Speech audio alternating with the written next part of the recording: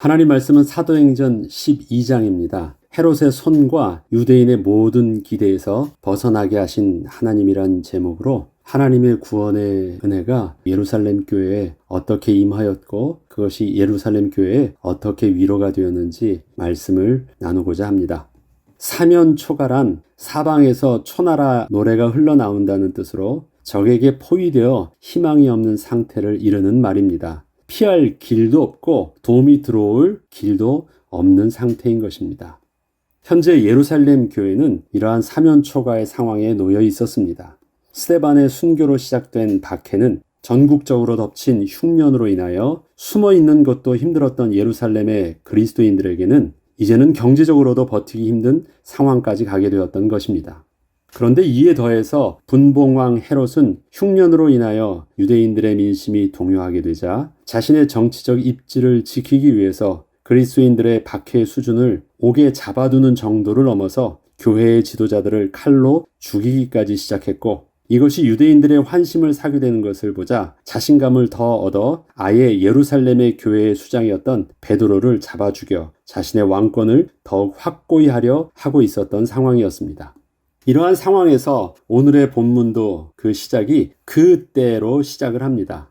이것은 지금 이 상황이 예루살렘 교회 입장에서는 마치 사면초가에 몰려 절체절명의 위기에 놓인 것과 같지만, 또한 한편으로는 모든 상황을 한눈에 보고 계시며 선하신 계획을 이루어 가시는 하나님의 손 안에서 이 일들이 진행되고 있음을 보여주고 있는 것이 바로 그때라 말하는 것입니다.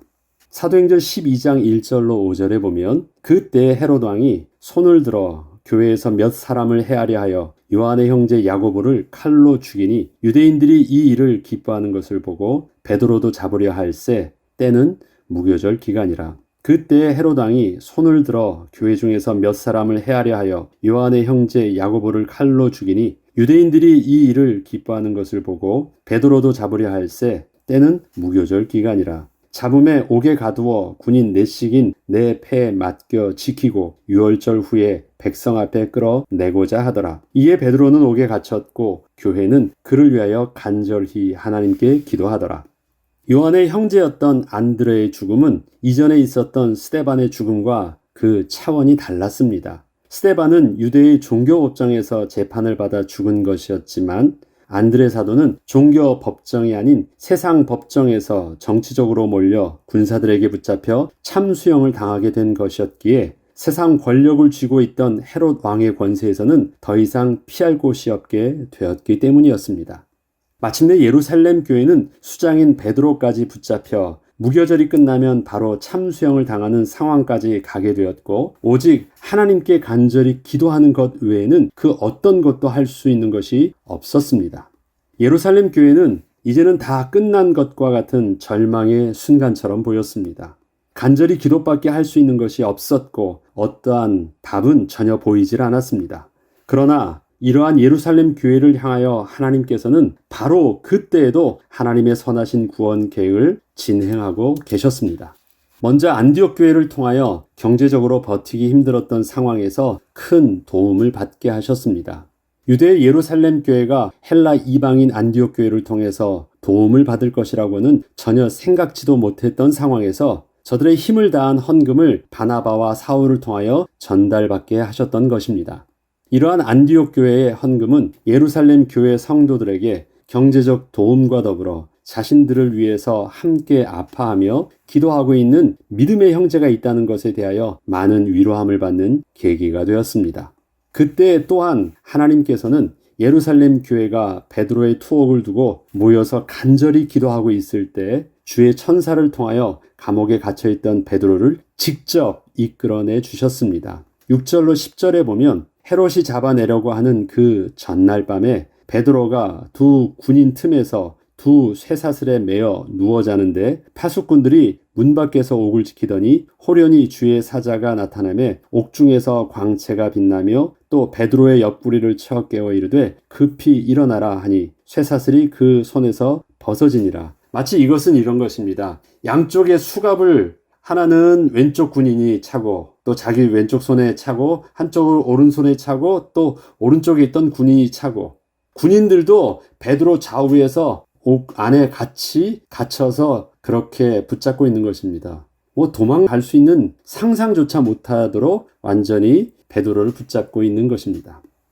천사가 이르되 띠를 띠고 신을 신으라 하거늘 베드로가 그대로 하니 천사가 또 이르되 겉옷을 입고 따라오라 한데 베드로가 나와서 따라갈새 천사가 하는 것이 생시인 줄 알지 못하고 환상을 보는가 하니라. 이에 첫째와 둘째 파수를 지나 시내로 통한 쇠문에 이르니 문이 저절로 열리는지라. 나와서 한 거리를 지나매 천사가 곧 떠나더라.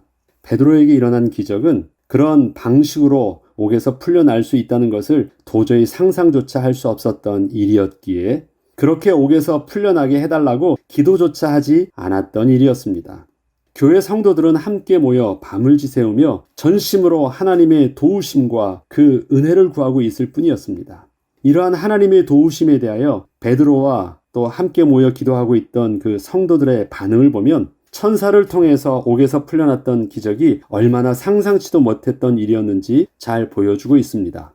먼저 베드로는 자신만 감옥에 갇혀 있던 것이 아니라 그 옥 안에 자신을 지키는 병사 2명도 좌우에 함께하며 지키고 있었고 자기는 또 쇠사슬에 저들과 함께 묶여 있던 상황이었기에 절대 옥에서 탈출하기란 불가능한 상황이라는 것을 스스로가 잘 알고 있던 상황에서 이렇게 사슬에서 풀려 옥을 나가고 있던 자신의 모습을 보자 그저 꿈의 환상을 보고 있는 듯한 착각을 할 정도였습니다. 베드로는 하나님의 은혜를 구하고 있었지만 그 하나님의 구원의 방법이 이런 식으로 임할 것이라고는 전혀 생각지 못했던 것이었습니다. 이에 베드로가 정신이 들어 이르되 내가 이제야 참으로 주께서 그의 천사를 보내어 나를 헤롯의 손과 유대 백성의 모든 기대에서 벗어나게 하신 줄 알겠노라 하여 깨닫고 마가라 하는 요한의 어머니 마리아의 집에 가니 여러 사람이 거기에 모여 기도하고 있더라. 다음으로 성도들이 마가다락방의 주인이었던 그 마가의 어머니 집에 함께 모여 밤새 베드로를 위하여 간절히 기도하고 있을 때 베드로가 지금 문 밖에 와 있다는 말을 듣게 되자 저들은 그 사실을 믿지 못했습니다. 그것은 말이 안 되는 일이었기 때문이었습니다. 믿지 못했다는 것은 저들이 기도는 했으면서도 불신앙을 하고 있었다는 것을 말하는 것이 아니라 저들이 전혀 생각조차 할 수 없었던 일이 일어났기 때문이었습니다. 간절히 기도하고 베드로의 구원을 위해서 기도했지만 저들은 문 밖에서 두드리면서 서 있던 베드로 또 베드로가 왔다고 어린 소년이 그렇게 기도하고 있는 성도들에게 말을 해줘야 내가 미쳤다고 말을 하거든요. 불신앙하고 있는 것이 아닙니다. 저와 여러분은 어떤 반응을 하겠습니까? 상상치 못한 일들이었기 때문에 그렇습니다. 이것을 13절로 17절에는 아주 자세하게 이렇게 표현하고 있습니다. 베드로가 대문을 두드린데 로데라 하는 여자아이가 영접하러 나왔다가 베드로의 음성인 줄 알고 기뻐하여 문을 미처 열지 못하고 달려들어가 말하되 베드로가 대문 밖에 섰더라 하니 그들이 말하되 내가 미쳤다 하나 여자아이는 힘써 말하되 참말이라 하니 그들이 말하되 그러면 그의 천사라 하더라. 베드로가 문 두드리기를 그치지 아니하니 그들이 문을 열어 베드로를 보고 놀라는지라. 베드로가 그들에게 손짓하여 조용하게 하고 주께서 자기를 이끌어 옥에서 나오게 하던 일을 말하고 또 야고보와 형제들에게 이 말을 전하라 하고 떠나 다른 곳으로 가니라. 함께 모여서 밤새 기도하고 있던 성도들은 베드로의 얼굴을 보게 되자 순간 당황할 정도로 놀랐지만 베드로를 이끌어 내주신 하나님의 강권적인 역사를 베드로를 통해서 직접 듣게 되자 참으로 하나님께 감사하며 많은 위로를 또한 받게 되었습니다. 이처럼 예루살렘 교회가 안디옥 교회를 통한 경제적 도움을 받고 또한 교회의 수장이었던 베드로가 주의 천사를 통하여 죽음의 위기에 있던 옥에서 풀려나게 되었다는 것은 단지 어려운 사건이 해결되었다는 기쁨 이상으로 환난 중에서도 하나님의 선하심은 한 번도 멈춤이 없으셨다는 것과 하나님의 구원의 역사는 사람의 수준으로는 생각할 수 없는 하나님의 창조적 응답이 또한 있음을 깨닫게 되는 중요한 계기가 되었고 교회는 환난 중에 하나님의 위로하심을 얻는 특별한 계기가 되었습니다. 결국 헤롯은 하나님을 두려워하지 않고 자신의 능력만을 믿고 스스로 자기의 영광을 취하려 하자 하나님께서는 그 교만한 그의 생명을 한순간에 거두셨습니다. 절대 무너질 것 같지 않았던 그 강력한 헤롯 왕의 세상 권세도 하나님의 주권 앞에서는 아무것도 아니었던 것입니다. 헤롯의 손은 헤롯이 쥐고 있는 세상적 권세를 뜻합니다. 그리고 유대의 모든 기대는 그리스도인들을 어떻게 해서든지 막으려 하는 유대인들의 모든 악행과 그 괴계를 말합니다. 이러한 저들의 악행이 그리스도인들을 사면초가의 상황에 몰리게 하는 듯 보이지만 만물의 주인 되시고 주관주 되신 하나님께서는 이러한 저들의 악행을 막아주시는 정도가 아니라 저들의 악행을 잠잠히 바라보시며 저들의 악행조차도 하나님의 백성들을 위한 하나님의 선으로 사용하십니다.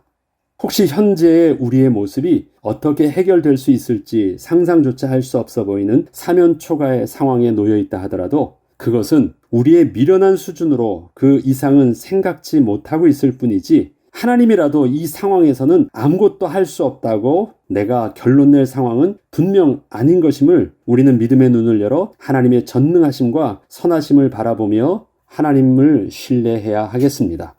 우리는 오늘도 하나님께 기도할 때 나의 생각대로 이런 식으로 응답을 해달라고 간구하기보다 하나님의 선하신 뜻대로 뜻이 하늘에서 이룬 것 같이 땅에서도 이루어지기를 기도해야 하겠습니다. 아무도 내 주위에 없고 아무도 도와줄 수 없는 절망의 순간에도 하나님은 먼 안디옥 교회 성도들과 같은 귀한 동력자들을 예루살렘 교회의 성도들이 만나게 하셨던 것처럼 그렇게 만나게 하여 주실 것이고 세상은 알 수 없는 친히 하나님께서 역사하시는 창조적 응답으로 우리와 함께 하여 주실 것입니다. 사람은 아무것도 할 수 없다고 하셨어요. 그때 하나님께서는 사람을 통해서 문을 열어주지 아니하시고 친히 하늘의 천군과 천사를 보내사 하나님은 창조적 응답으로 하나님이 친히 구원해 주셨습니다. 저와 여러분의 있는 우리의 삶을 하나님이 해결해 주실 정도가 아닙니다. 하나님은 우리의 지금의 모든 어려움과 상황을 알고 계시고 보고 계십니다. 그러나 가만히 모른 척하고 보고만 계신 것이 아니라 이 일들을 통해서 하나님의 선하신 역사들이 우리를 위로하게 하고 우리를 더욱더 믿음 있게 하고 또 하나님의 구원의 역사를 온 세상에 증거하기 위해서 하나님은 이 시간표 속에서 우리를 사용하여 주시고 또 이 시간표를 하나님의 시간 속에서 기다리며 진행하고 계신 것입니다. 하나님은 반드시 우리를 통해서 하나님께서 계획하신 일들을 그렇게 이루어 나가실 것입니다. 오늘 본문에 있는 예루살렘 교회의 상황들은 정말 사면초가의 상황이었습니다. 끝난 것이었습니다. 더 이상은 버틸 수 없다고 하는 상황이었습니다. 그러나 저들이 택한 것은 절망이나 그것을 통해서 포기나 자멸이 아니었고 그 속에서 오직 유일하게 할 수 있는 것만 한 것입니다. 주위를 돌아볼 수 있는 상황을 다 막아봤으니 오직 하나님께서는 위만 바라볼 수 있도록 하나님만 볼 수 있는 상황을 만들어 놓으신 것이었습니다. 우리의 상황들이 그렇습니다. 내 주위를 바라보고 나를 볼 수 있는 상황이 있으면 하나님께만 집중하기보다는 좀 더 가깝게 보이는 주위 상황에 우리는 자꾸 우리의 마음과 우리의 시선을 자꾸 돌립니다. 그런데 진짜 아무것도 없어 보이면 그때 뭘 합니까? 그때 하나님을 바라보게 됩니다. 그래서 이것이 하나님의 은혜 가운데 할 수 있었던 일임을 내가 정직하게 고백되게 하시고 내게 주셨던 그 은혜를 통해서 우리는 하나님을 신뢰하고 하나님을 향한 그 믿음을 더욱더 온전하게 하여 주십니다. 주위도 바라볼 수 있고 하나님도 바라볼 수 있는 상황 속에서 해결이 일어나면 사람의 악함은 어떻게 말을 하냐면 그래도 내가 잘나서 그래도 주위에 내가 뭐라도 붙잡을 수 있어서 그래서 하나님을 인정하기보다는 우리는 역시 주위에 있었던 어떤 그 기회를 잘 활용한 내 자신을 이렇게 스스로 대단하게 여기는 그 악한 본성이 우리에게 있습니다. 때문에 하나님께서는 우리에게 예루살렘 교회를 계속 이런 식으로 몰아붙이면서 이끌어 가신 것은 아니십니다. 이 순간은 예루살렘 교회를 통해서 하나님이 어떠한 분이신지를 하나님의 절대 주권을 온전히 깨닫고 바라보게 하는 하나님의 은혜의 시간표로 이 상황을 하나님께서 해결해 주신 것입니다. 이 상황이 지나고 나자 헤롯 왕은 죽었어요. 이 상황이 지나자 그동안 있었던 것은 아무 일이 아니었던 것입니다. 하나님 그 상황을 만들어 놓으셔서 보게 하시고 깨닫게 하시고 체험케 하시려고 하셨던 하나님의 선하심이 있었던 것이지 그것 자체가 진짜 문제는 아니었던 것입니다. 그러니까 지나고 나니까 하나님 그 전에도 헤롯 왕 죽일 수 있었거든요. 헤롯이 충이 먹어서 죽었대요. 그 안에 자기도 모르는 사이 순간적으로 급사한 것입니다. 하나님 그 전에도 헤롯의 코를 한 1분만이라도 잠잘 때 꼭 잡고만 있으면 어떻겠습니까? 그냥 죽는 거예요. 하나님은 하실 수 있어요. 그런데 그 시간표를 언제 하셨습니까? 하나님의 선하심과 하나님의 창조적 구원의 은혜를 하나님의 백성들이 체험하고 난 후에 이루어내신 일들입니다. 우리의 삶 속에서 오늘 그렇다면 우리도 그렇게 기도해야 되지 않습니까? 하나님 이러한 일을 해주세요. 이렇게 문 열어주시고 이러한 일들을 내 식대로 해결해 주세요가 아니라 하나님 오늘 이 일들을 통해서 뜻이 하늘에서 이루어진 것 같이 땅에서 이루어지게 하옵소서. 그 기도도 내게 힘들다면 우리는 한마디만 기도하면 됩니다. 하나님은 선하십니다. 하나님은 선하십니다. 하나님이 나를 통해서 하나님의 영광을 이루실 줄 믿습니다. 하나님 도와주세요. 그 은혜가 하나님의 창조적 능력으로 우리를 보게 하실 것이고 세상이 줄 수 없는 하나님의 위로로 우리를 함께하여 주실 것입니다. 기도하겠습니다. 선하신 하나님께서 오늘 우리에게 주어진 정말 사면초가의 상황 속에서 하나님은 약속하신 대로 하나님의 구원을 이루시고 하나님의 구원의 섭리를 또 이루어 가실 줄 믿습니다. 하나님, 비록 우리의 미련함 속에서는 하나님의 섭리와 하나님의 이끄심을 다 이해할 수 없고 또 혹시 내가 평안할 수 없을지라도 하나님 여전히 우리의 마음과 생각을 지켜주시고 이 시간표 속에서 하나님의 은혜 가운데 능히 감당할 수 있도록 성령님 도와주셔서 마침내 하나님께서 행하신 그 일들을 통해서 주님을 찬양하며 그 이름을 증거하는 거룩한 백성이요 또 복음의 전도자로 온전히 우리가 거듭나게 하여 주옵소서. 지금의 상황을 통해서 영광 받으실 주의 이름을 찬양합니다. 감사드리며 우리 주 예수 그리스도 이름으로 기도합니다. 아멘.